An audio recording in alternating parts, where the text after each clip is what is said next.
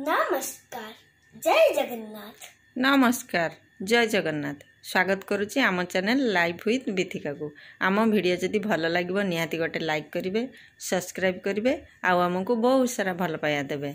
जो मैंने आम चैनल को सब्सक्राइब कर सारी से बहुत बहुत धन्यवाद।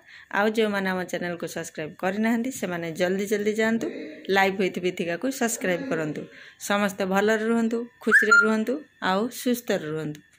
आज मु बनाऊँगी मसूर आलू पोई कंकड़ा। ये आमर कंकड़ा आसी जाइए, मु भल भाव धोईकी ये लुण हलदी देकी भाजी देती मैंने संतुली देती।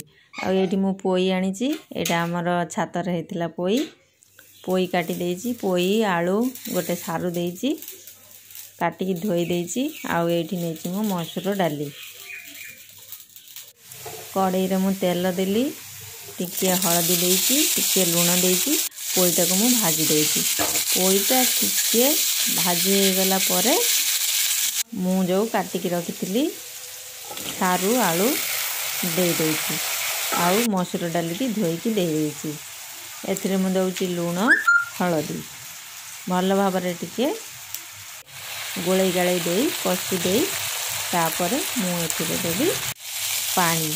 ये देखिपे टे भाजी हो गला मुझे दे देती पानी। पानी देकी यहाँ को सीझा को छाड़देवी। ये देखिपे आमर अधा अधा सीझीगला आठी भल भाव आमर सीझी जापर मु कड़ाई रे तेल दौची। तेल गरम होगापर फुटण फुटण फुटीगला मुझे मसला दौची। मसला मु नहीं अदा रसुण जीरा।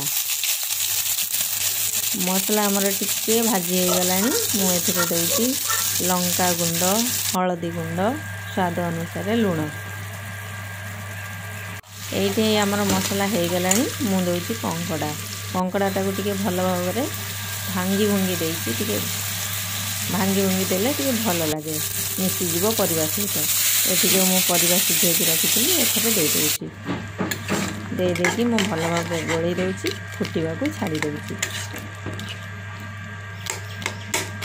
ये मुझे आलू गुड़ा जी बड़ बड़ थिला से भांगी भांगी दूसरी कंकड़ा सहित टे भल भाव मिसीज खावाई बेस टेस्टी लगे। ये मु भांगी दे सारे फुटी आसला। आठी देखिपे आमर रेडी हो गला पोई कंकड़ा मसूर आलू। आपण मैंने बनातु खातु केमिति लगिला मते कमेंट रे कहतु। रहिली नमस्कार जय जगन्नाथ। देखा हबो आउ गोटे नुआ वीडियो रे।